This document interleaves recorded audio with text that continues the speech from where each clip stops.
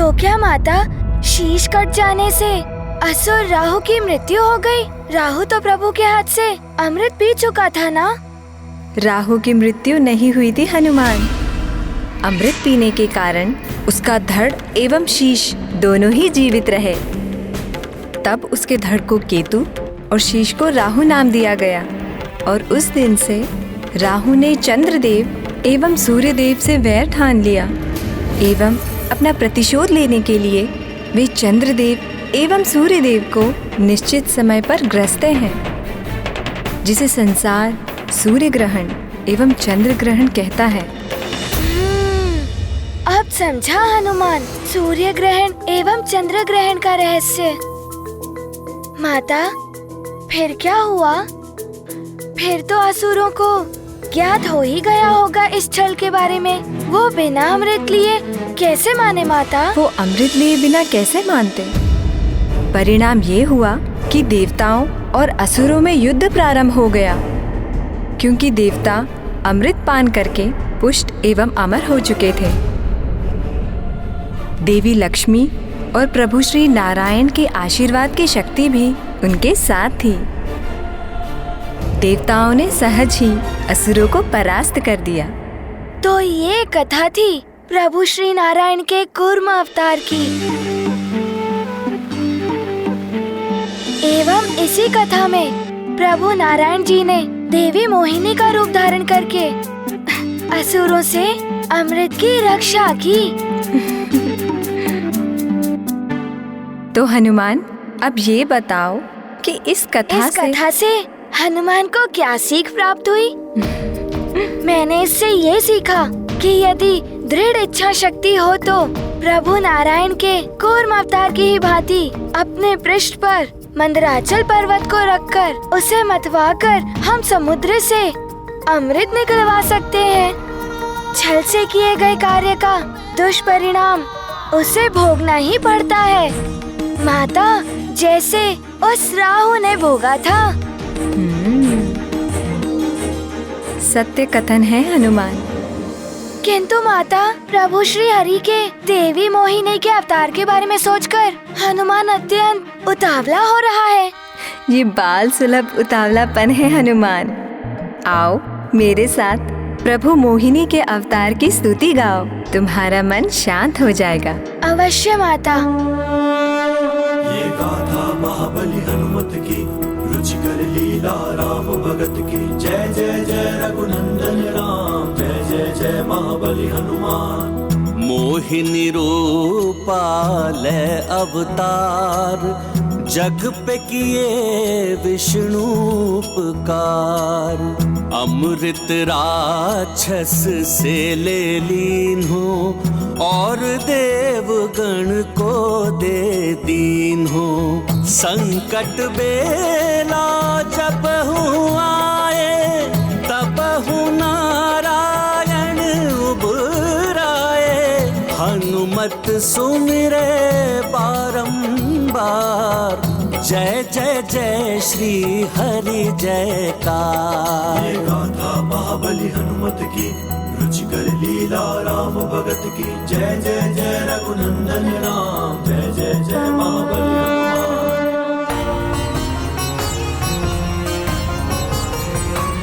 हनुमान, अब तुम्हारा मन शांत हो गया ना हनुमान? हाँ माता। तो तुम अब प्रभु श्री नारायण के अगले अवतार के बारे में जानने के लिए प्रस्तुत हो? हाँ माता, शीघ्र बताइए ना, प्रभु श्री नारायण ने तृतीय अवतार कौन सा धारण किया और उनके तृतीय अवतार की कथा क्या थी? प्रभु श्री नारायण का तृतीय अवतार था वराह अवतार, जो उन्हें सतयुग में ही धारण करना पड़ा। वराह अवतार, ये प्रभु नारायण का बड़ा ही भयानक अवतार हुआ होगा ना माता? हाँ हनुमान, भयानक हिंसक शुकर, जिसकी दाढ़ से निकले हुए दंत शत्रु के लिए काल के समान होते हैं। शीघ्र बताइए ना माता, फिर क्या हुआ था? प्रभु को ऐसा अवतार क्यों लेना पड़ा? इस कथा का सूत्रपात तब हुआ जब 4 बाल ऋषि भगवान विष्णु से मिलने वैकुंठ के द्वार पहुँचे। 4 बाल ऋषि अर्थात वो बालक थे माता। हनुमान, ये 4 बाल ऋषि ब्रह्मा जी के 4 मानस पुत्र हैं, जिनका नाम है सनक, सनंदन, सतातन एवं सनत कुमार। इनकी आयु तो अधिक है, किंतु ये सनकादिक ऋषि अपने तपोबल से बाल रूप में ही रहते हैं। ये चारों ऋषि वैकुंठ के द्वार पर पहुँचे। वैकुंठ में 7 द्वारों को पार करने के पश्चात ही प्रभु नारायण से भेंट होती है। वे चारों ऋषि वैकुंठ के 6 द्वार पार करके जब 7वें द्वार पर पहुँचे,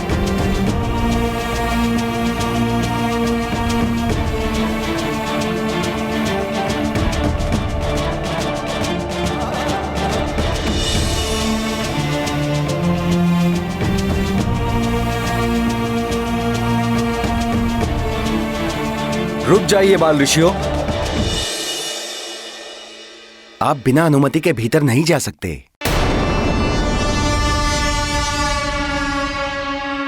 देखिए, हम चारों संकादिक ऋषि हैं। मैं सनक, ये सनातन, ये सनंदन और यह सनत कुमार। हम प्रभु हरि से मिलने आए हैं। कृपया हमें भीतर जाने दें। प्रतीत होता है कि आप चारों बालक भूल से इस ओर चले आए हैं। ये कोई क्रीड़ा स्थल नहीं, वैकुंठ है। हमें ज्ञात है कि ये वैकुंठ है और आप दोनों वैकुंठ के द्वारपाल जय और विजय हैं। देखिए, हमें प्रभु श्री हरि के दर्शन कर लेने दीजिए। ये समय प्रभु के विश्राम का है। हम उनके विश्राम के समय में कोई विपदा नहीं डाल सकते। यदि आपको प्रभु से भेंट करनी है तो आपको प्रतीक्षा करनी होगी। उचित है, तो हम यही उनकी प्रतीक्षा कर लेते हैं।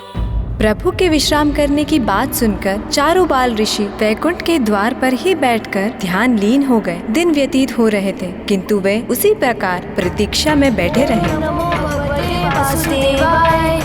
ओम नमो भगवते। ये तो बाल हट पर अड़ गए हैं। ओम नमो भगवते वासुदेवाय। ओम नमो भगवते वासुदेवाय। ओम नमो भगवते वासुदेवाय। ये चारों तो जाने का नाम ही नहीं ले रहे हैं। देखिए, आप बहुत दिनों से यहीं बैठे हुए हैं। ये कोई विश्राम स्थल या तप स्थल नहीं है।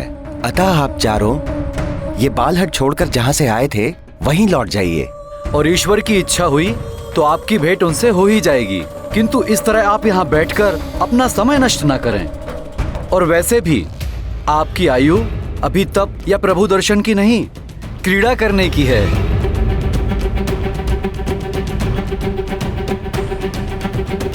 देखिए, हम बड़े मनोयोग से प्रभु दर्शन को आए हैं। हमें उनसे मात्र एक बार भेंट कर लेने दीजिए। हमारे दर्शन मात्र से उनके विश्राम में व्यवधान भी नहीं आएगा। यदि उन्हें हमारे बारे में ज्ञात होगा तो वे हमसे भेंट करने से भी मना नहीं करेंगे। और बस आप एक बार उनसे हमारे आगमन की सूचना तो दीजिए। फिर वही बाल स्वभाव की चपलता। मैंने कहा ना, आप उनसे नहीं मिल सकते। और वैसे भी बालकों के लिए उनके पास समय नहीं है। यदि आप कहें तो हम आपके लिए उत्तम भोजन की व्यवस्था कर दें। यदि वो भी कम हो तो क्रीड़ा के लिए आपको दिव्य खिलौने मंगवा कर दे दें। अपमान कर रहे हैं आप हम ऋषियों का। बस बस, बहुत हुआ ऋषि महाराज। जहाँ से आए हैं वहीं लौट जाइए। बस, बहुत कर लिया आपने हमारा अपमान।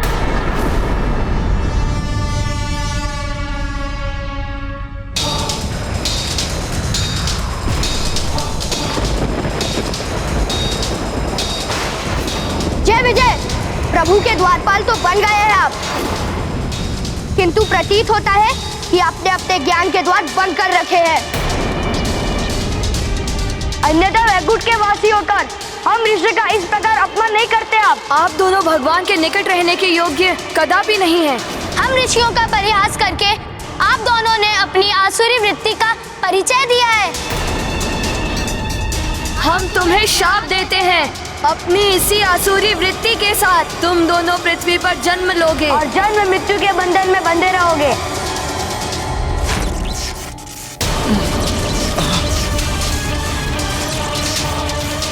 ये सहसा क्या हो गया?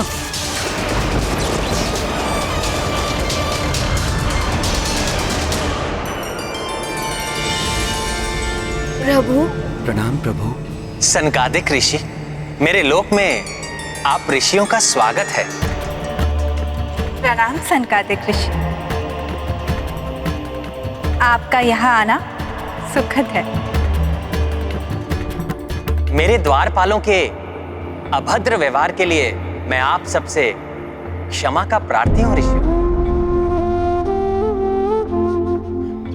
प्रभु, क्षमा मांगकर हमें लज्जित ना करें। इन द्वारपालों ने जो किया अज्ञानतावश किया। प्रभु, हमसे बहुत बड़ी भूल हो गई। हम ऋषिवरों की तेजस्विता को नहीं पहचान पाए प्रभु। हमने बालक समझकर इनसे अभद्रता की, जिसके फलस्वरूप हम इनके श्राप के भागी हो गए हैं। इनके श्राप के फलस्वरूप हमें पृथ्वी लोक पर जन्म लेना पड़ेगा प्रभु। हम आपसे दूर नहीं जाना चाहते प्रभु। हे बाल ऋषियों, हम हमारी भूल के लिए आपसे क्षमा मांगते हैं। कृपया अपना श्राप वापस ले लीजिए। जय विजय, ये विधि का विधान है। श्राप हो या वरदान, हम उसे वापस नहीं ले सकते। अतः हम ऐसा करने में असमर्थ हैं। ये सत्य है जय विजय कि सनत कुमारों के द्वारा दिया गया श्राप वापस नहीं हो सकता। तुम दोनों को पृथ्वी पर जन्म लेना ही होगा, किंतु हम तुम्हें इसके लिए विकल्प अवश्य दे सकते हैं। या तो तुम 7 जन्मों के लिए मेरे महाभक्त बनकर पृथ्वी पर जन्म लो, या फिर 3 जन्मों के लिए मेरे घोर शत्रु बनकर पृथ्वी पर जन्म लो। उसके पश्चात तुम वापस वैकुंठ में मेरे द्वारपाल बनकर सदा मेरे साथ रह पाओगे। किंतु अब ये तुम पर है कि तुम कौन सा विकल्प चुनते हो।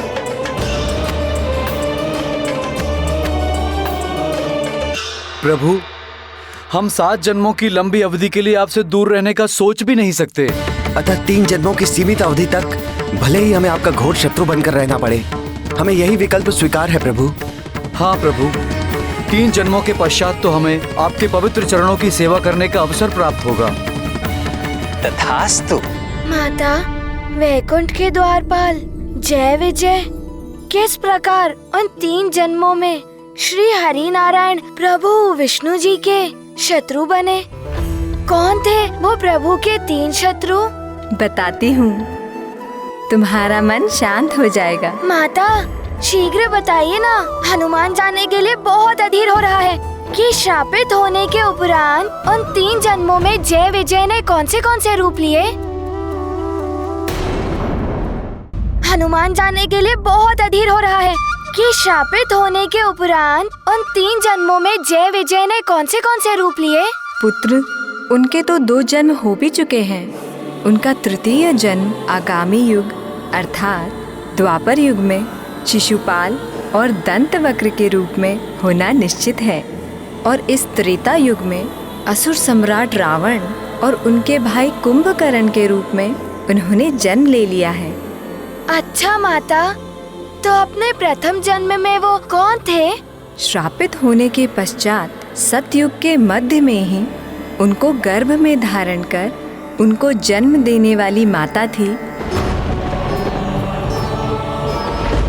ऋषि कश्यप की पत्नी दिति ने जय विजय के रूप में श्री नारायण के शत्रु हिरण्यकश्यपु और हिरण्याक्ष को जन्म दिया। धैर्य रखो प्रिय, धैर्य रखो। आयु के साथ साथ उनकी आसुरी वृत्तियों में भी वृद्धि होने लगी। हिरण्यकश्यपु और हिरण्याक्ष ने अत्यंत क्रूर असुरों का रूप ले लिया। अर्थात वो निर्दोष जीवों को कष्ट देने लगे माता। हाँ पुत्र, अपने इसी स्वभाव के कारण उनका व्यवहार जगत पालक प्रभु विष्णु जी के प्रति शत्रुतापूर्ण था। छोटा भाई हिरण्याक्ष तो सदैव उपद्रव करने के लिए आतुर रहता था। धर्मपरायण और सत्यनिष्ठ व्यक्तियों को सताना, किसी का भी वध कर देना जैसे क्रीड़ा कर रहा हो।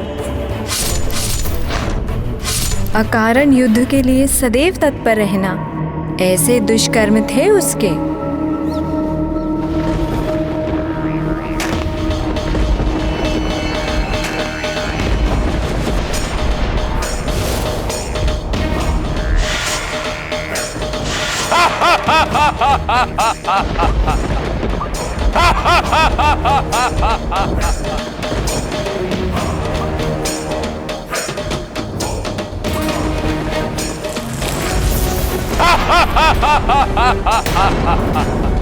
डरो मुझसे, सर्वशक्तिमान हिरण्याक्ष हूं मैं।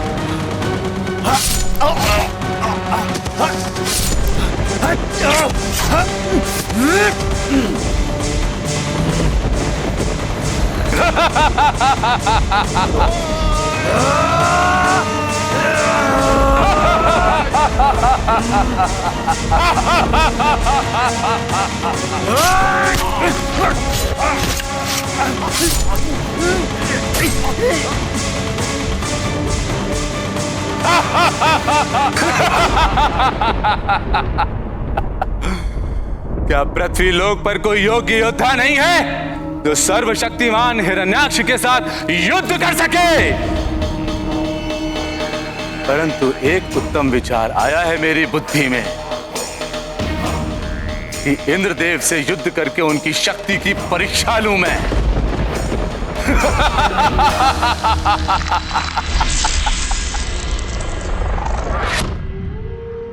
इंद्रदेव बाहर निकलिए, मैं सर्वशक्तिमान हिरण्याक्ष आपको युद्ध की चुनौती देता हूं। देखते हैं मेरे समक्ष आप कितने अधिक समय तक सुरक्षित रह पाते हैं।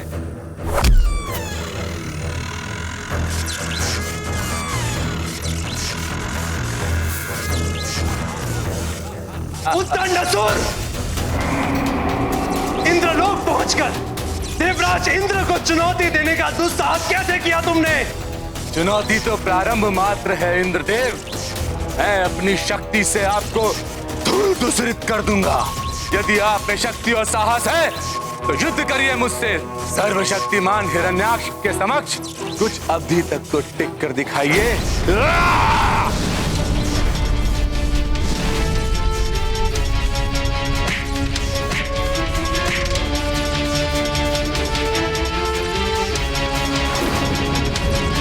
स्वयं को संभालिए देवराज इंद्र। युद्ध कौशल और बल में इससे कहीं अधिक श्रेष्ठता की अपेक्षा की थी इस सर्वशक्तिमान हिरण्याक्ष ने।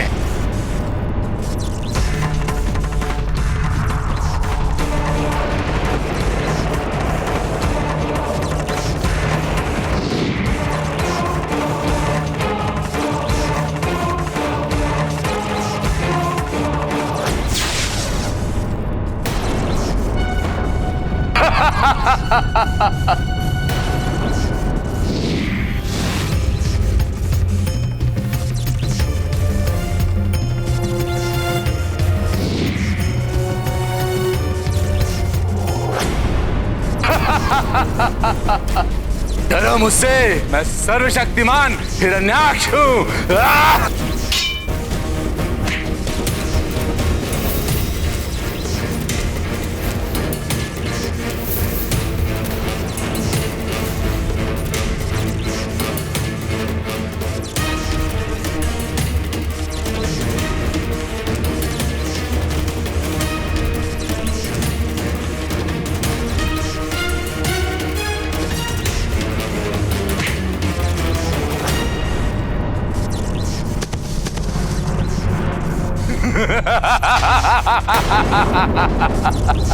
पराजय स्वीकार करते हैं इंद्रदेव या प्राणघाती प्रहार करूं आप पर?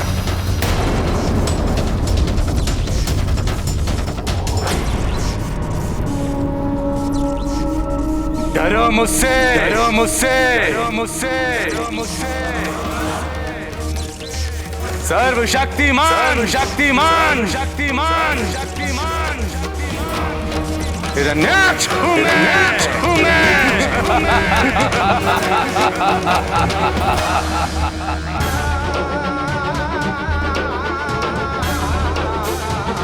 इंद्रदेव के पराजय स्वीकार करने के पश्चात उस दुष्ट असुर हिरण्याक्ष ने उनके प्राण छोड़ दिए। हाँ पुत्र, परंतु ऐसा करने के लिए उसने सभी देवताओं को स्वर्ग का त्याग कर उसे रिक्त करने को कहा। देवताओं की स्वीकृति के बाद ही उसने देवराज इंद्र को छोड़ा। माता, फिर सारे देवता स्वर्गलोक छोड़कर कहाँ गए? वरुण लोक। उनकी पराजय के पश्चात वरुण देव ने देवराज इंद्र और सभी अन्य देवताओं को वरुण लोक में आश्रय लेने का आमंत्रण दिया, पर इससे हिरण्याक्ष की क्रोध की ज्वाला वरुण देव पर केंद्रित हो गई। वो बलपूर्वक वरुण लोक के भीतर प्रवेश कर गया।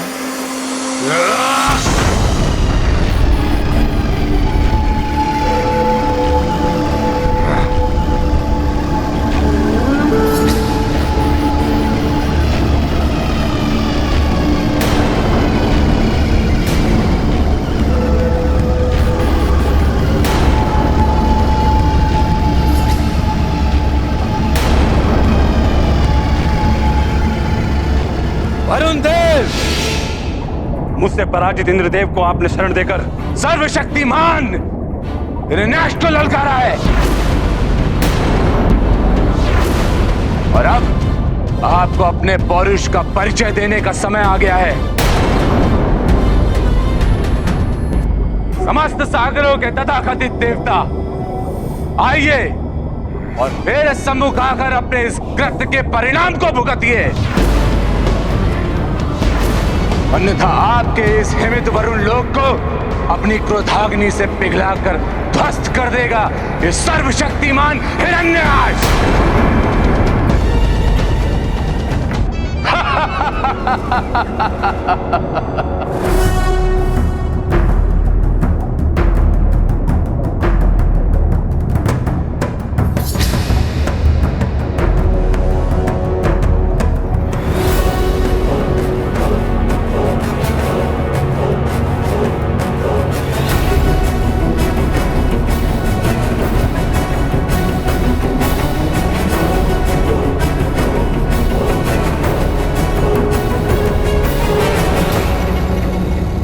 देवराज इंद्र को पराजित कर तुमने हम सभी देवताओं पर विजय प्राप्त कर ली है,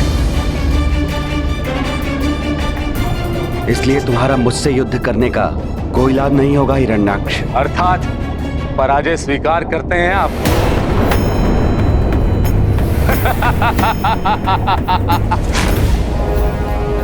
सर्वशक्तिमान हिरण्याक्ष से युद्ध किए बिना ही समर्पण कर रहे हैं? तुमसे युद्ध करने की क्षमता मुझ में नहीं है,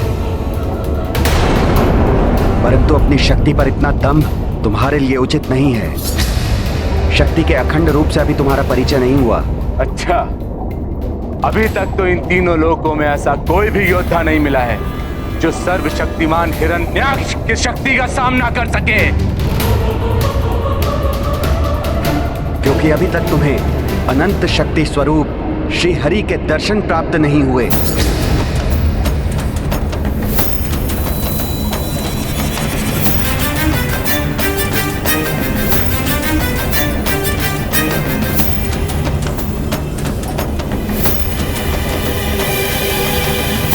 क्या हुआ? श्री हरि का नाम सुनकर तुम्हारे मस्तक पर चिंता की रेखाएं छा गई? सबको भयभीत करने वाले हिरण्याक्ष, तुम स्वयं भयभीत हो गए? सर्वशक्तिमान हिरण्याक्ष को कोई भी भयभीत और चिंतित नहीं कर सकता। मैं अभी आपके श्री हरि को युद्ध के लिए चुनौती देता हूं। कौन है वो शक्तिशाली योद्धा और कहां मिलेंगे वो? अवश्य, तुम्हारे काल के रूप में वो शीघ्र ही तुम्हें प्रत्यक्ष दर्शन देंगे। तीनों लोकों में दुष्कर्म कर तुमने अपने पापों का बोझ बढ़ा लिया है। भूदेवी तुम्हारे अत्याचारों से त्रस्त है। तुम जैसे पापी के कारण श्री हरि प्रभु नारायण भूदेवी को संतप्त नहीं रहने देंगे।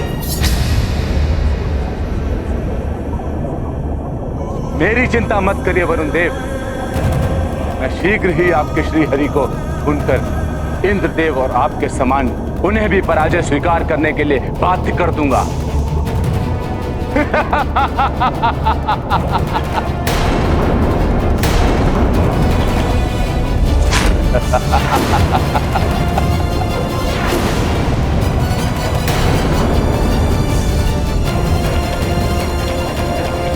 डरो मुझसे, सर्वशक्तिमान हिरण्याक्ष हूं मैं।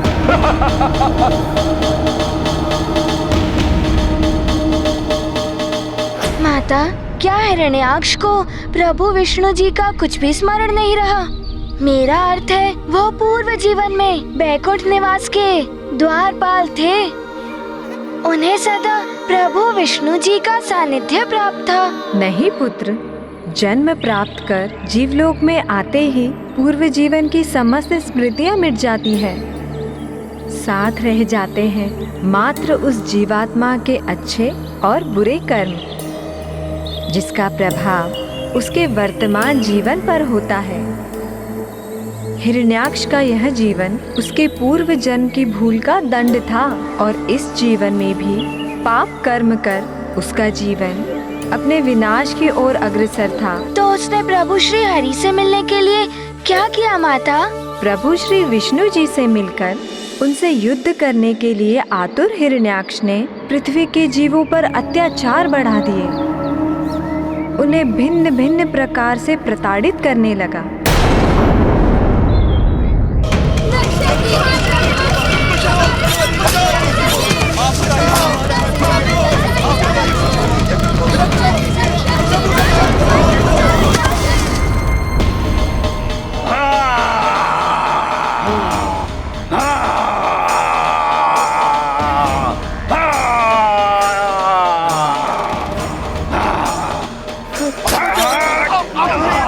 डरो मुझसे, सर्वशक्तिमान हिरण्याक्ष हूं मैं।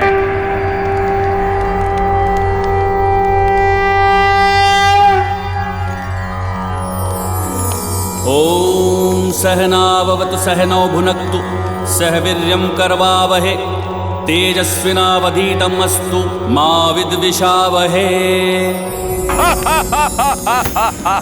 सर्वशक्तिमान हिरण्याक्ष हूं मैं।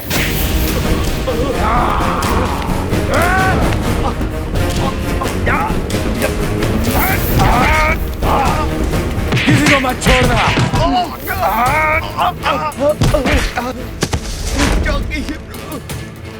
हे श्री हरि हमारी रक्षा कीजिए। इन राक्षसों ने हमारा यज्ञ खंडित कर दिया। तीनों लोकों में दुष्कर्म कर तुमने अपने पापों का बोझ बढ़ा लिया है। भूदेवी तुम्हारे अत्याचारों से त्रस्त हैं। तुम जैसे पापी के कारण श्री हरि प्रभु नारायण भूदेवी को संतप्त नहीं रहने देंगे। मुझे ज्ञात हो गया है कि भूदेवी ही श्रीहरि और देवताओं की दुर्बलता है। उन पर होने वाले यज्ञ आदि से ही श्रीहरि और देवताओं को पुष्टि मिलती है। यदि भूदेवी को मैं देवताओं की पहुंच से दूर कर दूं, तो विवश होकर श्रीहरि को मुझसे युद्ध करने आना ही होगा। सुनो, सब सुनो। मैं भूदेवी को ब्रह्मांडी सागर की अतल गहराई में लेकर जाऊंगा। अंतरिक्ष के अनंत अंधकार के दलदल में धकेल दूंगा। फिर कोई कितने भी यत्न करे उन्हें ढूंढ नहीं पाएगा। फिर देखते हैं तुम्हारे श्री हरि भूदेवी की कैसे रक्षा कर पाते हैं।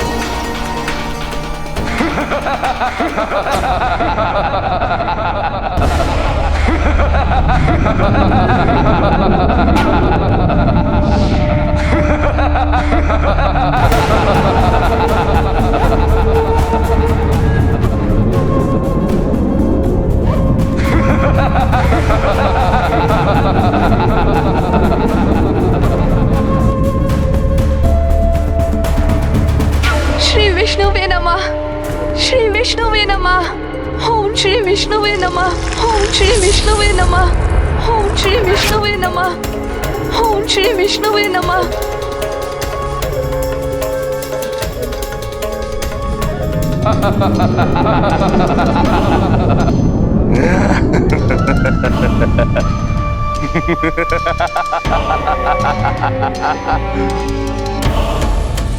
भूदेवी,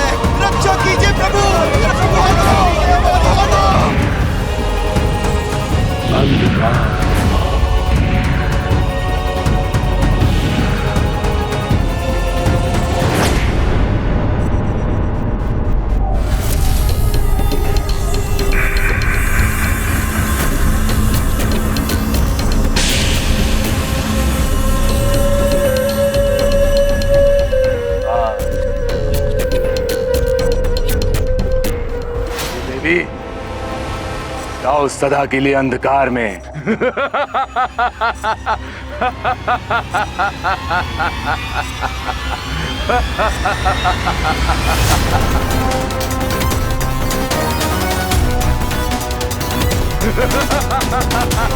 हे श्री हरि, हे प्रभु नारायण रक्षा कीजिए, हे प्रभु रक्षा कीजिए, रक्षा कीजिए, रक्षा कीजिए, हे प्रभु रक्षा कीजिए, रक्षा कीजिए।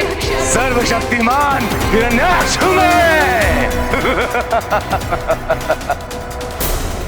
और कोई है शक्ति में जो मुझसे युद्ध करे, जो मेरा सामना कर सके?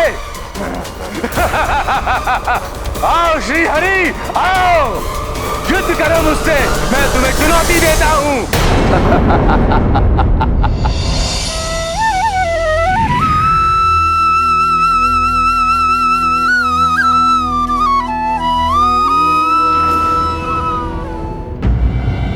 सर्वनाश हो रहा है, रक्षा कीजिए प्रभु, आपका ही आ रहा है, रक्षा कीजिए, हमारा भला कीजिए प्रभु, हमें प्राण दान दीजिए प्रभु, हमारा रक्षा कीजिए, हमें प्राण दान दीजिए। माता, परंतु इतने समय तक जगत के समस्त जीवों को आतंकित करने वाले ऐसे कुटिल पापी हिरण्याक्ष को दंडित करने के लिए प्रभु इतना विलंब क्यों कर रहे थे?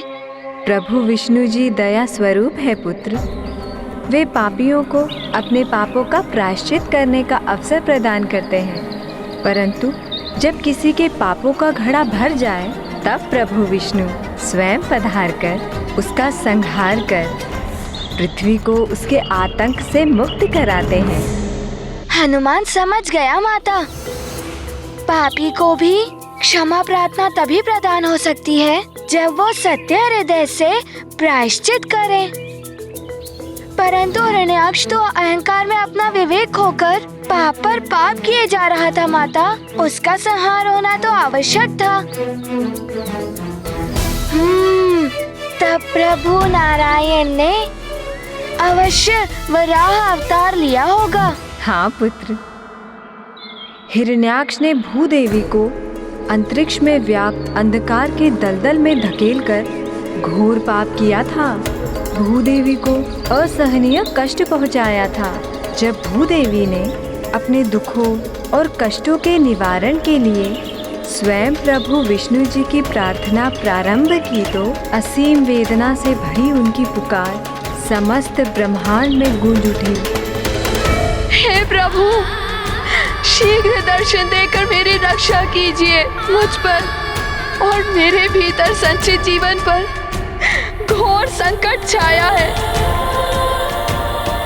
अब आप ही मेरी रक्षा कर सकते हैं प्रभु, अन्यथा मैं अपने भीतर निहित जीवन की रक्षा करने में असमर्थ हो जाऊंगी। प्रभु, प्रभु रक्षा कीजिए।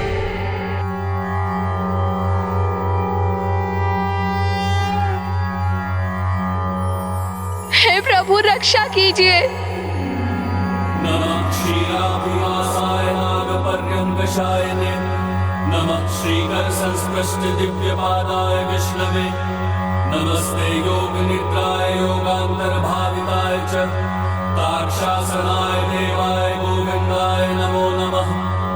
नमः क्षीराब्धिकल्लोल स्पृष्टमात्राय शार्ङ्गिणे, नमो रविन्द्रपादाय पद्मनाभाय विष्णवे, भक्तार्चित सुपादाय नमो योग प्रियाय वै, शुभांगाय सुनेत्राय माधवाय नमो नमः।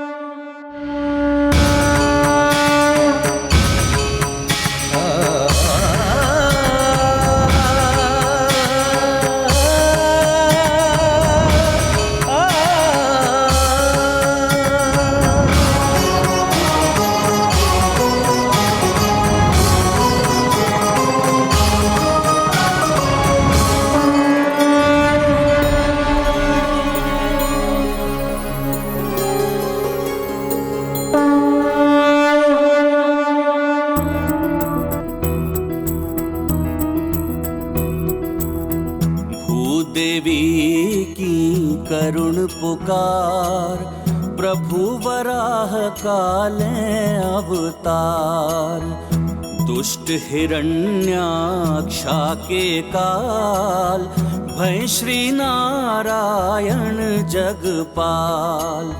पापी का जब हो संहार, जीवन का हो तब उद्धार, अद्भुत लीला तुम्हारी प्रभु, जय जय जय श्री वराह विष्णु।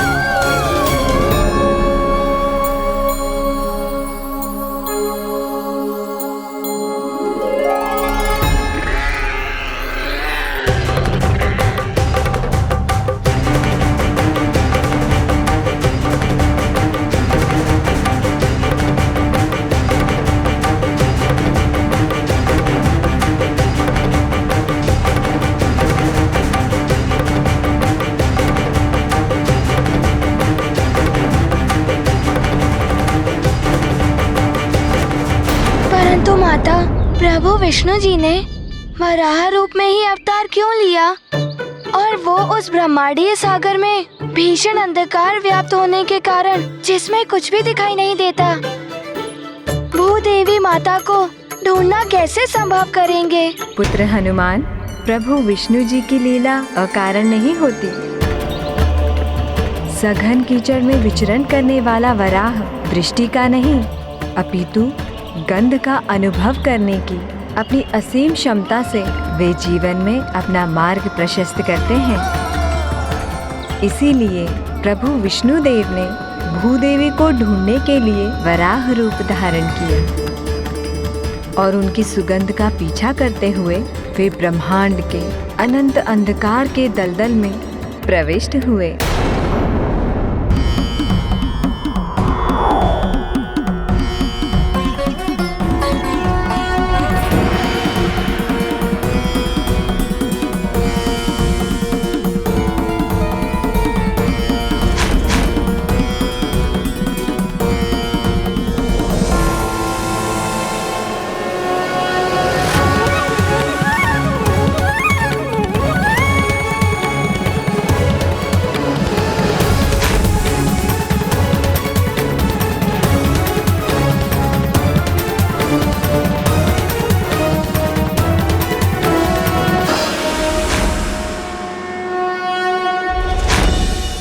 गुरु पशु स्वयं हरि नहीं तो जो भी हो तुम, भूदेवी को ढूंढकर उसकी रक्षा करने के उद्देश्य से अंधकार के अनंत दलदल में प्रवेश करोगे तो सुनो, ये कदापि सफल नहीं होगा। अंधकार में लुप्त होकर उसी में विलीन हो जाओगे।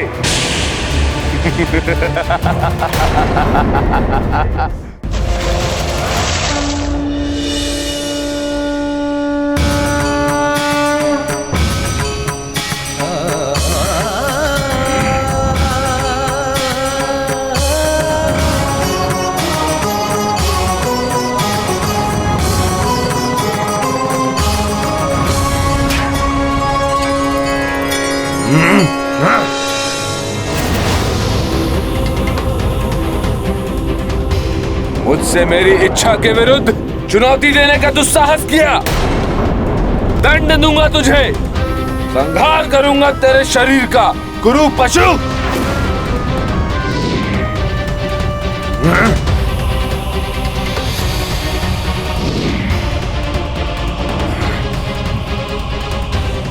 छली छद्मी गुरु पशु, अपने बल से भूदेवी को पराजित कर अपने वश में किया है मैंने उसे। रुक जा, उन्हें कहां ले जा रहा है? अन्यथा अपने प्रचंड खड़क से तीव्र आघात करके खंड खंड कर दूंगा तेरे शरीर को।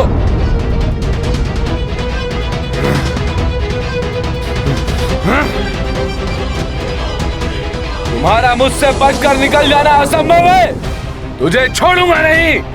सामना करो मेरा, युद्ध करो सर्वशक्तिमान योद्धा हिरण्याक्ष से। भूदेवी पर सिर्फ मेरा अधिकार है, यदि साहस है तो पराजित करो मुझे और ले जाओ उसे अपने साथ।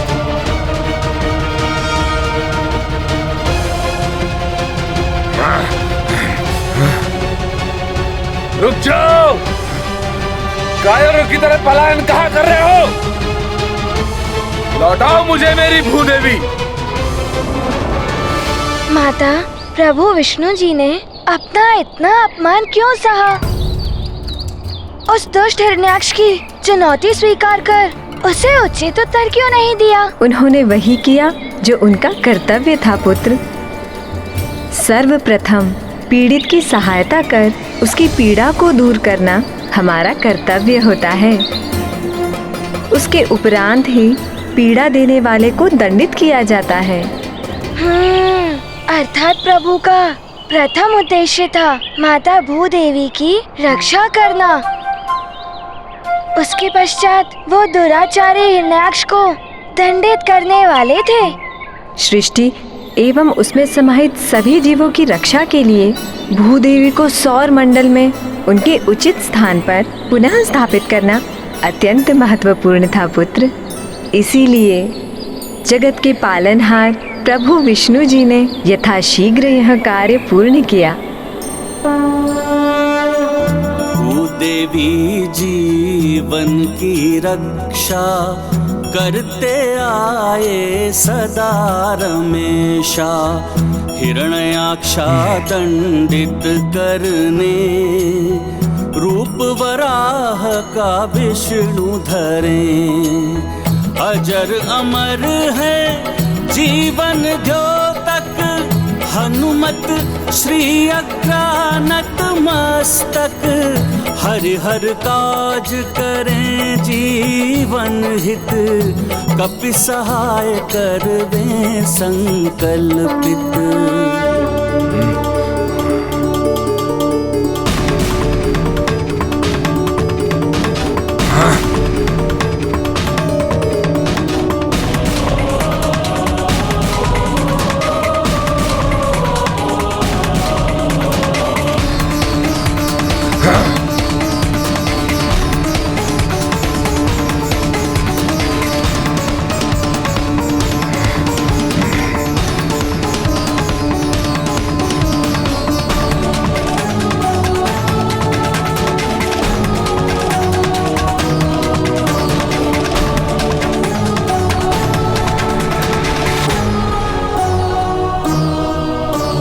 अब मुझसे बचकर कहां जाओगे कायर पशु?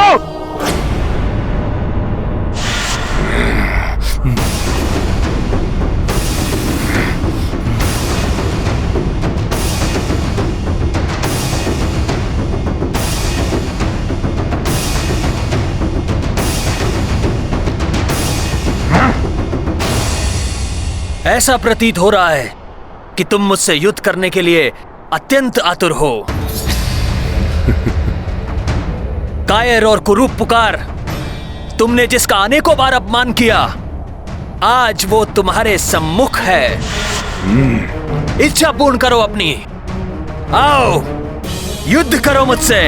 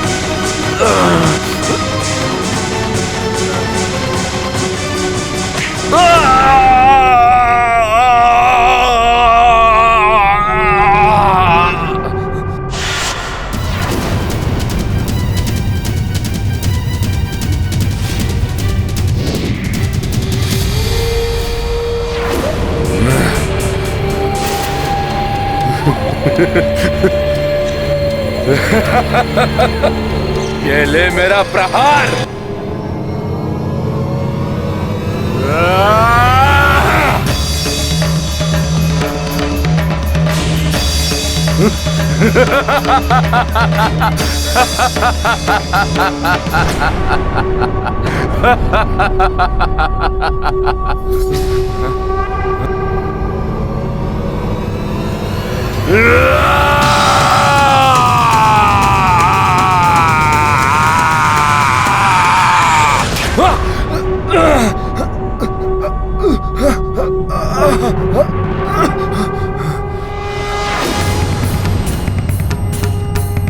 बस इतनी ही शक्ति है तुम में हिरण्याक्ष।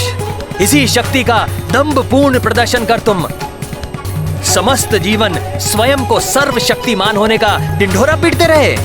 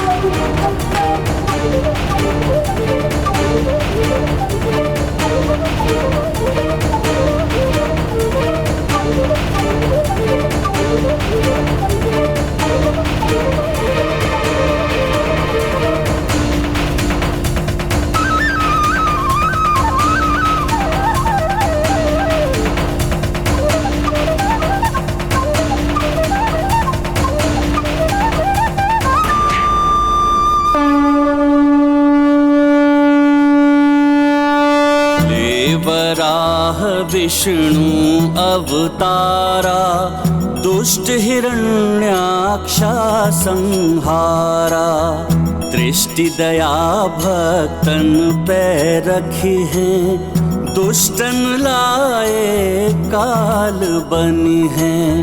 पापी का वध करके प्रभु भय चतुर्भुज पुनः विष्णु, कपि इस रूप पे मुग्धाए, भक्ति भाव से भर आए।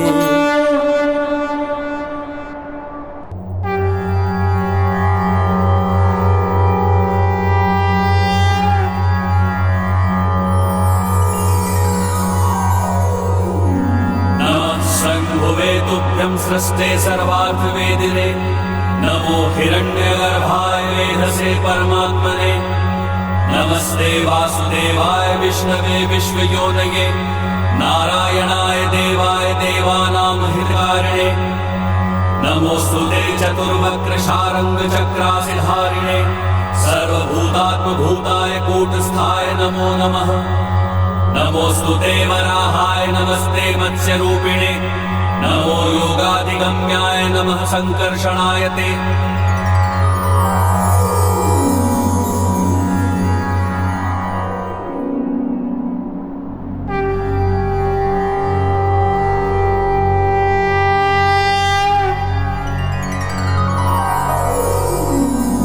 नमोस्तुते वराहाय नमस्ते मत्स्यरूपिणे, नमो योगाधिगम्याय नमः संकर्षणाय ते।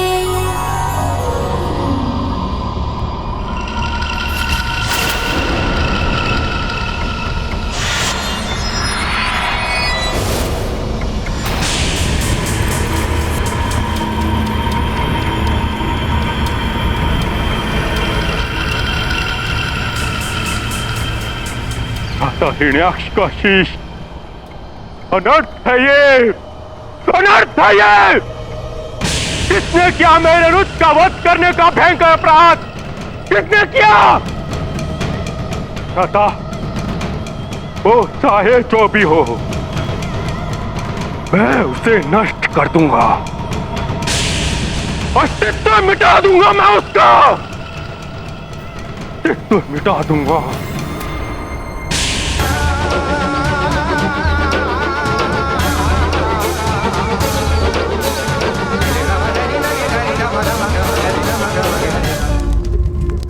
मैं कश्यप अदिति पुत्र महाबली हिरण्य कश्यप ये प्रण लेता कि अपने भ्राता के वधिक को मैं जीवित नहीं छोड़ूंगा।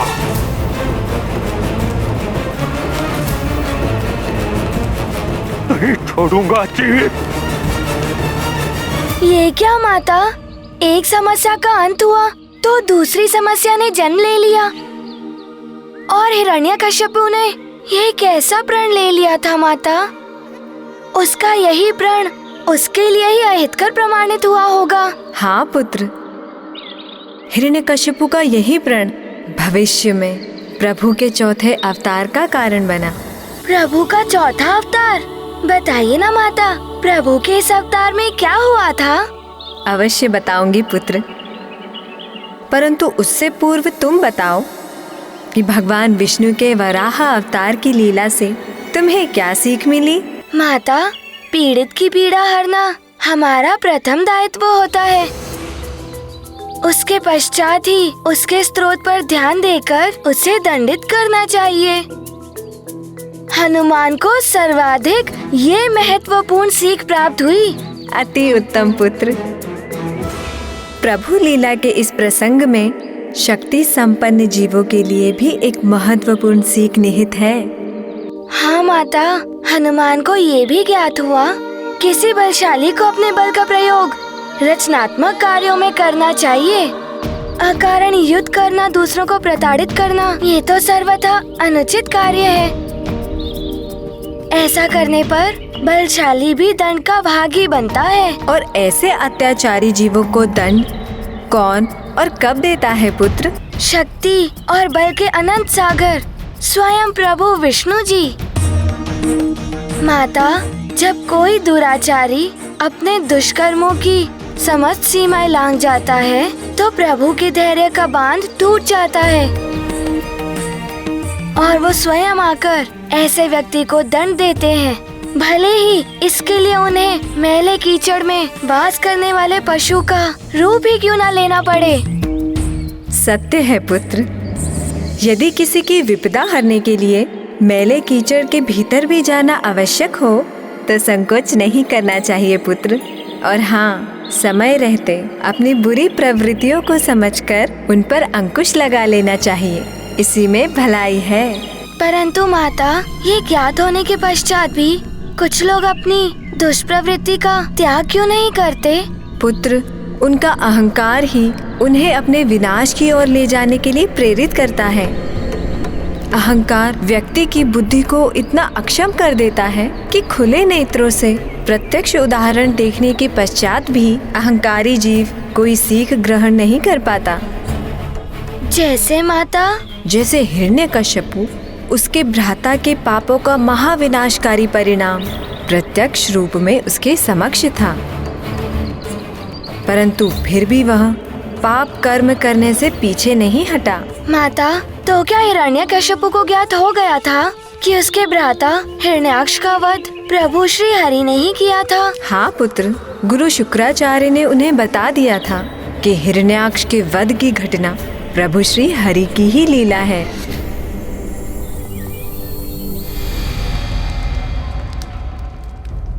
हरी लीला, हरी लीला, बहुत देख ली हरी लीला। अब मैं उस हरि को हिरण्यकश्यप लीला दिखाकर उसे उसकी समस्त लीलाएं भुला दूंगा, सर्वनाश कर दूंगा उसका मैं, इस संसार से नाम तक मिटा दूंगा उसका मैं। यथाशीघ्र जाकर उस हरि को पराजित करूंगा मैं। सावधान पुत्र, तुम्हारे अति बलशाली भ्राता का शीश तुम्हारे समक्ष पड़ा है, जिसे श्री हरि ने इतनी निर्ममता से उसके धड़ से अलग कर दिया है। फिर भी प्रभु श्री हरि की अपार दिव्य शक्ति का अनुमान नहीं लगा पा रहे हो तुम? पुत्र, यदि तुम्हें श्री हरि के समक्ष अपने आप को जीवित रखना है तो उनसे युद्ध से पूर्व सृष्टि के रचयिता ब्रह्मा जी से अमृतत्व का वरदान प्राप्त करो।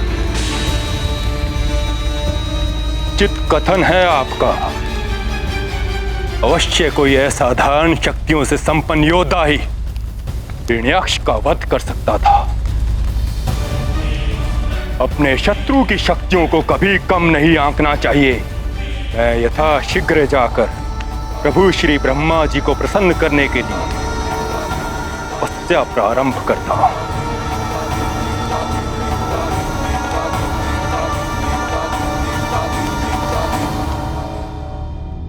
नाथ, आप ये कैसा अनर्थ करने जा रहे हैं?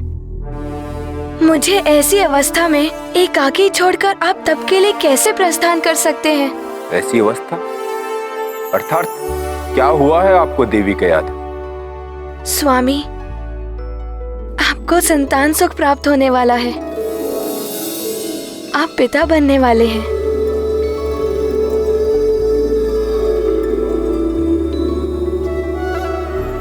देवी, दुख के इस समय में इस सुखद शुभ संवाद से आपने मेरे हृदय को आनंदित कर दिया।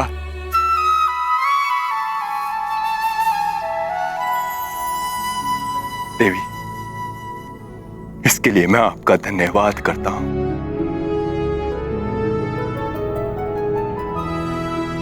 भ्राता के रूप में जिस शूरवीर योद्धा को हमने खोया,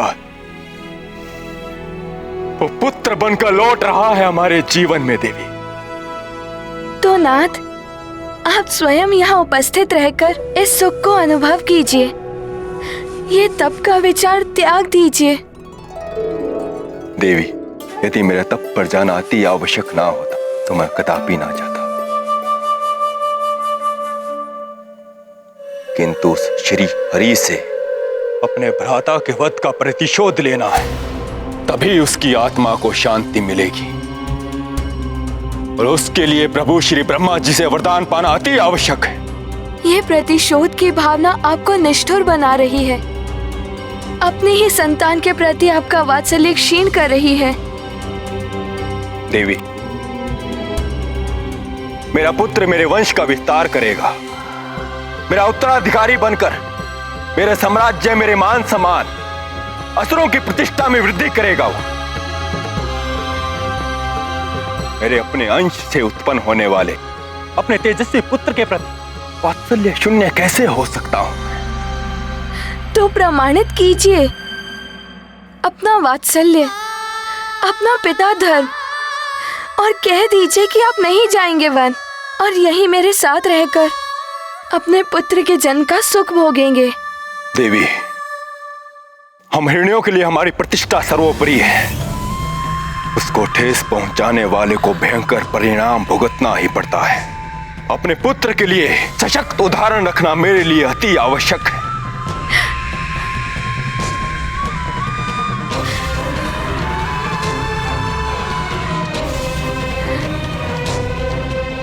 इसलिए मेरा मार्ग अवरुद्ध मत कीजिए देवी।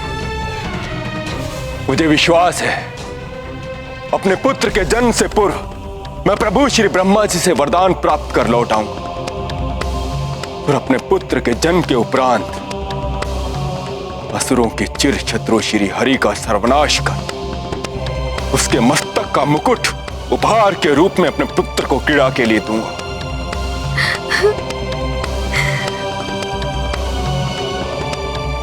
मैं शीघ्र लौट कर आऊंगा देवी। मेरे पुत्र का ध्यान रखना और अपना भी।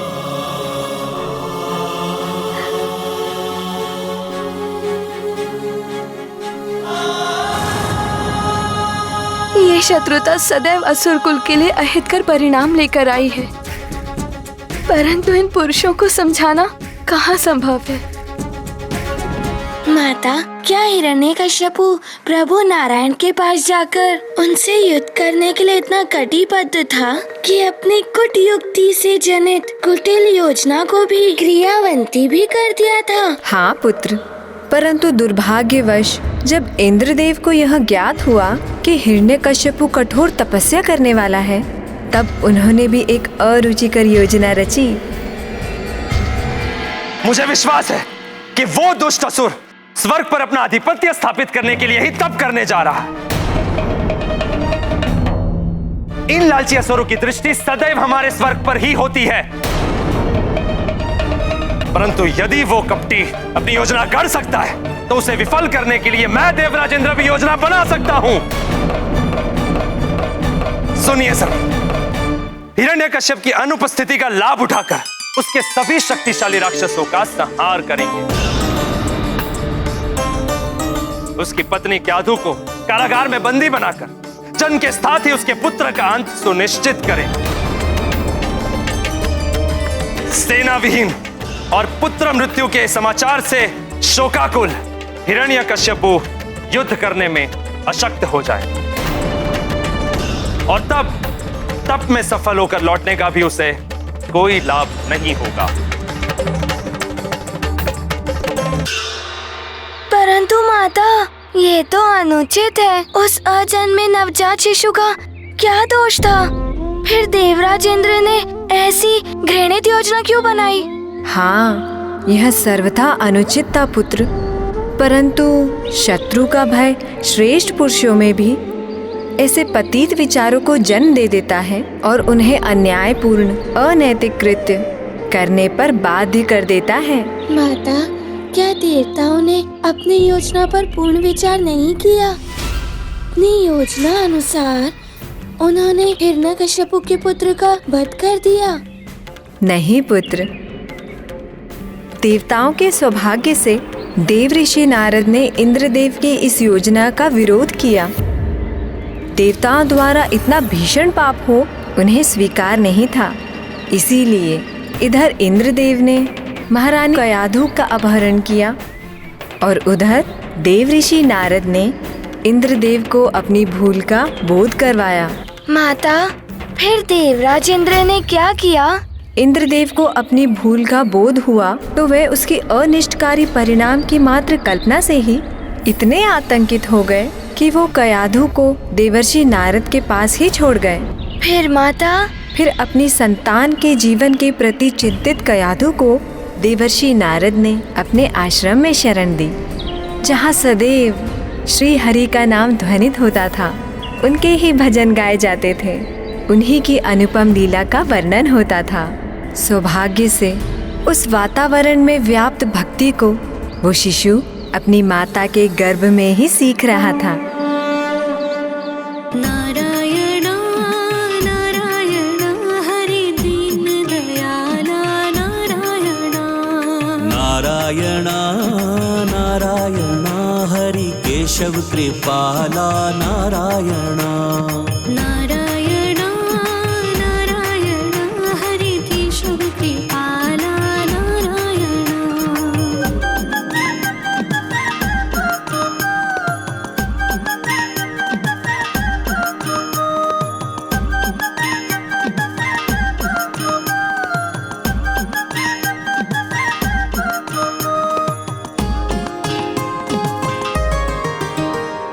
तुम जग के स्वामी जगपाल हो, तुम हो भोर विष्णु तुम रात हो, अंता भी तुम अनंता भी तुम, निर्बल सबल सबके नाथ हो। नारायणा नारायणा हरि माधव मृणाला नारायणा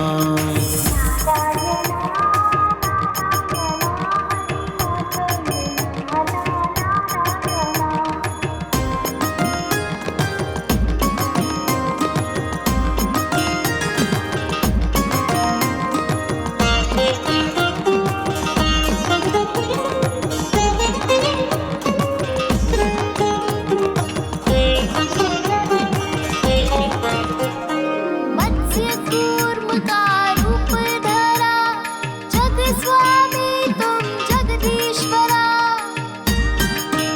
तुम सर्वज्ञ हो सर्वत्र हो, जय हो तुम्हारी दामोदरा। नारायणा नारायणा हरि जय जगपाला नारायणा।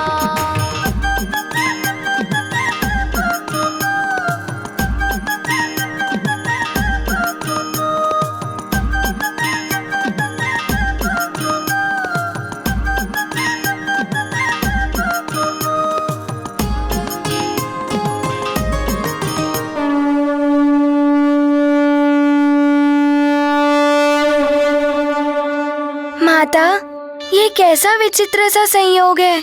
एक और पिता अपनी आसुरी वृत्ति के अनुरूप श्री हरि नारायण से अपनी चीर शत्रुता निभाने को आतुर था, और दूसरी ओर उसका पुत्र जन्म से पूर्व ही प्रभु नारायण का परम भक्त बन चुका था। ये भी प्रभु की ही लीला थी हनुमान। पिता पुत्र का यह विरोधाभास, उनका यह संघर्ष भविष्य में भगवान श्री नारायण का प्रभु के अवतार का कारण बना। परंतु माता, आपने ये तो नहीं बताया कि हिरण्यकश्यपु अपनी तपस्या में सफल हुआ या नहीं। हिरण्यकश्यपु इस संपूर्ण घटनाक्रम से अनभिज्ञ घोर तपस्या में लीन था। ओम ब्रह्मदेवाय नमः। ओम ब्रह्मदेवाय नमः। ओम ब्रह्मदेवाय एक पांव पर खड़ा होकर स्वामी की आराधना कर रहा था। उसकी तपस्या दृढ़ और अटूट थी। दिन, सप्ताह, माह बीत गए, परंतु वह एक ही अवस्था में खड़े होकर एकाग्रचित्त होकर तप कर रहा था।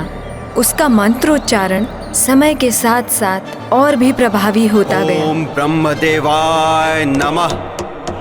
ओम ब्रह्माय नमः। ओम ब्रह्माय नमः। ओम ब्रह्मदेवाय नमः। ओम ब्रह्मदेवाय नमः।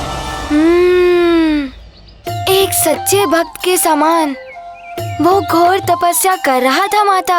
हाँ पुत्र, और सच्ची भक्ति सदैव फलित होती है। माता, अर्थात ब्रह्मा जी ने उसकी भक्ति से प्रसन्न होकर उसे अमृतत्व का वरदान दे दिया।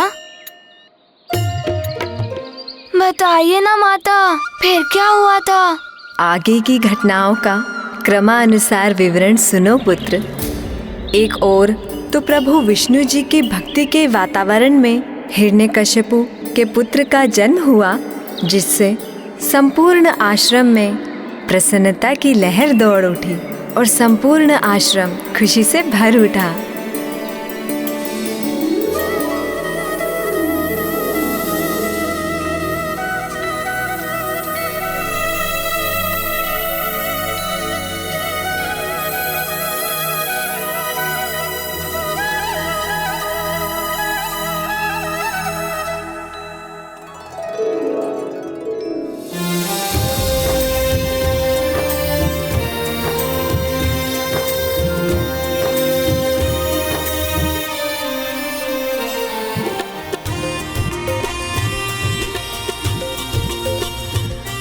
ओम नमो नारायण हरि।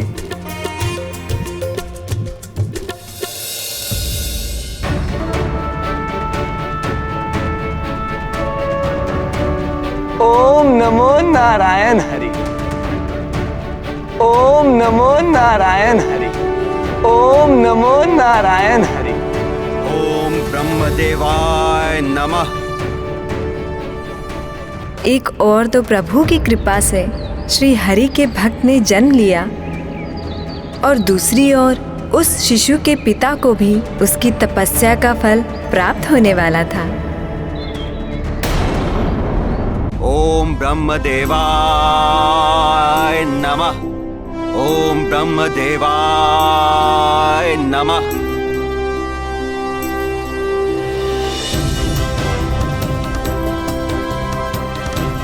ओम ब्रह्मदेवाय नमः। ओम ब्रह्मदेवाय नमः। ओम ब्रह्मदेवाय नमः।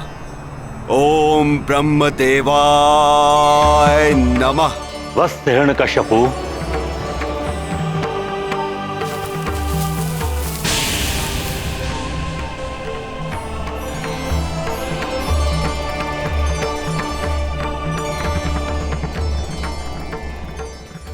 प्रणाम प्रभु ब्रह्मदेव। कल्याण हो वत्स।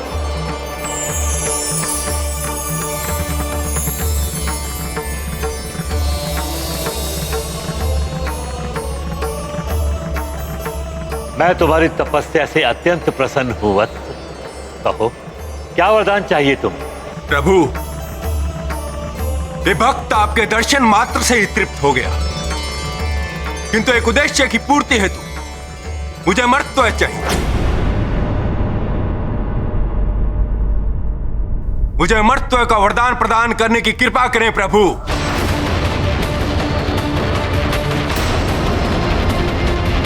प्रभु, तप में कोई त्रुटि हुई है मुझसे, जिसके कारण मैं अमरत्व की योग्यता प्राप्त नहीं कर सका। नहीं पुत्र, अमरत्व का वरदान देने का अधिकार मुझे भी नहीं है। जीवन मरण प्रकृति के नियम है और मैं भी उनका उल्लंघन नहीं कर सकता। यदि मैं अपनी इच्छा अनुसार वरदान प्राप्त नहीं कर सकता,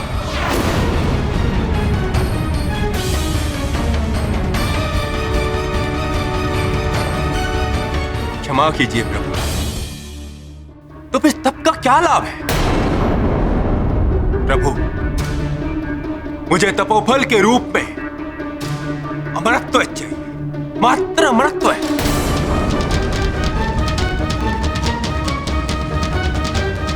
यदि आप मुझे अमरत्व का वरदान नहीं देंगे तो मैं पुनः घोर तप करूंगा, घोर तप। चाहे तप करते करते मेरे प्राण निकल जाएं प्रभु, किंतु तपोफल के रूप में मुझे अमरत्व चाहिए, मात्र अमरत्व। माता, तपोफल तो देना ही पड़ता है, किंतु ब्रह्मा जी ने उसे अमर होने का वरदान दिया था। फिर कैसे प्रभु नारायण विष्णु जी उनका संहार कर सकते थे? वो तो अजय। धीरज रखो हनुमान। प्रभु ब्रह्मा जी सृष्टि के रचयिता है। वे विधि के विधान के विरुद्ध कोई भी कार्य नहीं कर सकते और विधि का विधान है जिसका जन्म हुआ है उसकी मृत्यु निश्चित है, और इसीलिए उन्होंने हिरण्यकश्यपु को अमरत्व का वरदान नहीं दिया पुत्र। तुम्हें और तप करने की आवश्यकता नहीं है पुत्र, तुम तपोफल के अधिकारी हो चुके। किंतु मैं तुम्हें अमरत्व का वरदान देकर सृष्टि का विधान नहीं बदल सकता। हाँ, यदि तुम चाहो तो अपनी मृत्यु को बाधित कर सकते हो।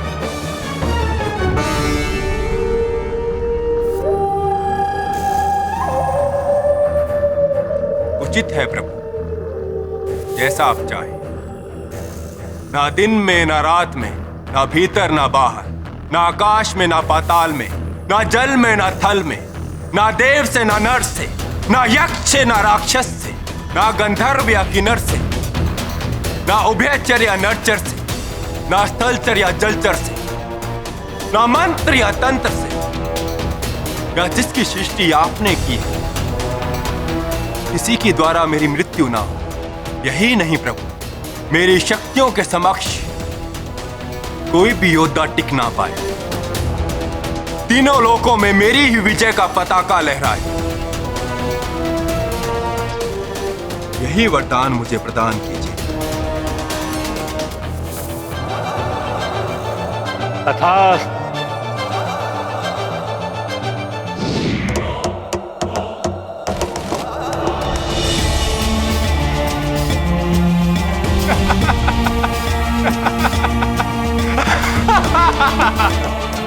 प्रभु, ऐसा प्रतीत होता है आप मेरी कविताओं में उलझ गए।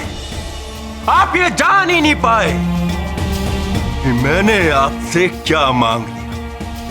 बल में सर्वोपरि, तीनों लोगों का सम्राट, बाधित मृत्यु के रूप में अमरता का वरदान।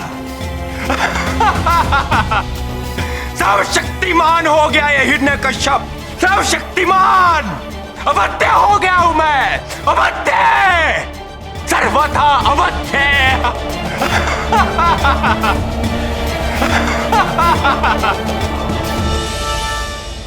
क्या हुआ पुत्र, किस असमंजस में डूबे हुए हो? दैत्यराज हिरण्यकश्यपु ने तो अपनी बातों में उलझाकर ब्रह्मा जी को ही छल लिया। पुत्र हनुमान, ये तो हिरण्यकश्यपु का सोचना था, किंतु सृष्टि के रचयिता और उनके निर्माता को भला कौन छल सकता है? हनुमान, प्रभु तो सर्वज्ञाता सर्वव्यापी हैं। जो कुछ भी हो रहा है या भविष्य में होने वाला है, सब प्रभु की ही लीला है।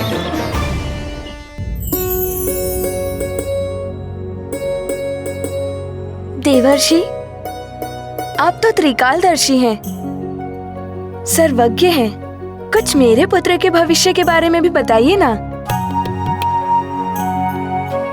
ये बड़ा होकर दैत्य सम्राट बनेगा। ये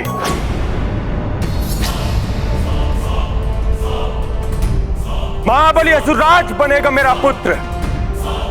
स्वामी, तीनों लोकों पर शासन करेगा मेरा पुत्र।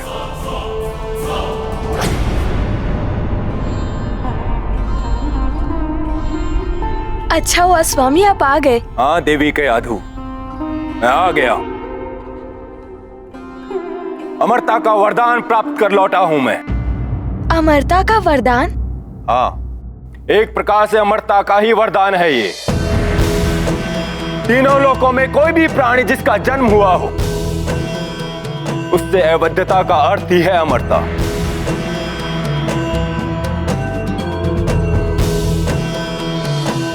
देवी, ये मेरे घोर तप का परिणाम तो है ही, किंतु इसमें वो सौभाग्य भी सम्मिलित है जो मेरा पुत्र लाया है मेरे लिए।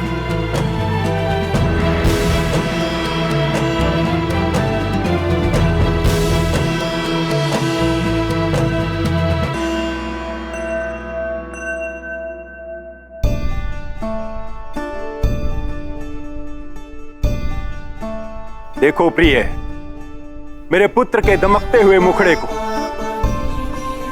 तेजस्वी पिता का तेजस्वी पुत्र है। तेजस्वी तो है आपका पुत्र दैत्यराज हिरण्यकश्यप, दिगंत तक फैलेगी इसकी कीर्ति। सत्य है आपका कथन देवर्षि। जिस प्रकार आपने मेरी पत्नी की रक्षा की, मेरे पुत्र का समुचित लालन पालन किया, उसके लिए मैं जीवन भर आपका ऋणी रहूंगा। मैंने कुछ नहीं किया दैत्यराज, ये तो ईश्वर की इच्छा थी। नहीं देवर्षि, ये तो आपकी महानता है। महारानी कयाधु, अब हम राजभवन चलकर गुरुदेव से अपने पुत्र के लिए एक महान नाम का शोध करवाएंगे, जिसकी प्रसिद्धि दिग दिगांत तक फैल जाएगी। स्वामी, क्यों ना हम देवर्षि से ही अपने पुत्र का नामकरण कराएं? यदि ये मेरी रक्षा ना करते तो... मुझे उस धूर्त इंद्र के कपट के बारे में सब ज्ञात। कपटी को अपनी करनी का फल भोगना पड़ेगा। देवर्षि, मेरे इस पुत्र का जन्म आपके संरक्षण में हुआ है। मैं महान दैत्यराज हिरण्यकश्यप अपने इस महान पुत्र के नामकरण का सौभाग्य आपको प्रदान करता हूं। दैत्यराज, आपके पुत्र के जन्म लेने से मात्र आपके और महारानी कयाधु के जीवन में ही उल्लास एवं आनंद नहीं आया, मेरा आश्रम भी एक अपूर्व आह्लाद से भर उठा था। और आह्लाद से भर उठा संपूर्ण दैत्यवंश। हाँ दैत्यराज, अतः आपके पुत्र के लिए सबसे उपयुक्त नाम होगा प्रहलाद। प्रहलाद, प्रहलाद, प्रहलाद, उत्तम, अति उत्तम। मेरा पुत्र, मेरा प्रहलाद, दिग दिगांत तक गूंजेगा ये नाम।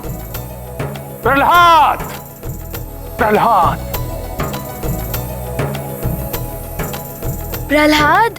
प्रहलाद सबके हृदय को आह्लाद से भरने वाला नाम है ना माता? हाँ हनुमान, सदैव प्रसन्न रहने वाला और सबको प्रसन्नता प्रदान करने वाला बालक प्रहलाद। माता, पुत्र मोह के आनंद में पड़कर तो मनुष्य सब कुछ भूल जाता है। दैत्यराज हिरण्यकश्यपु भी अपनी शत्रुता आदि भूल ही गए होंगे। काला रंग हो या कलुषित हृदय, उनमें कितना भी उजला रंग मिल जाए या उजले विचार, उनकी कालिमा कभी भी समाप्त नहीं होती। अपने पुत्र का आनंददायी मुखड़ा क्रूर हृदय हिरण्यकश्यपु को अपनी शत्रुता भुला नहीं सका। वो अपनी पत्नी एवं पुत्र को महल में ही छोड़कर तीनों लोक पर विजय प्राप्त करने के लिए निकल पड़ा और उसका सर्वप्रथम लक्ष्य था भगवान विष्णु जी का धाम।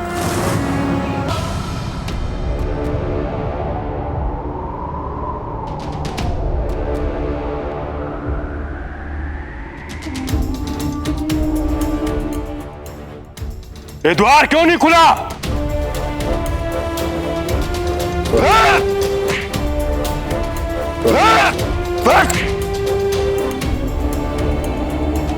मुझ हिरण्यकश्यप के भय से द्वार बंद कर लिया छलिया विष्णु। आज समस्त ब्रह्मांड में तुम्हें मुझसे कोई नहीं बचा सकता। मेरे भ्राता हिरण्याक्ष के वधिक आज मैं तुम्हारा वध करूंगा। यदि साहस है तो मेरे समक्ष आ।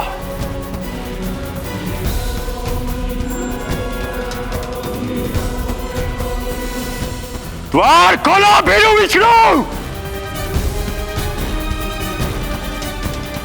तुम क्या सोचते हो छलिया विष्णु?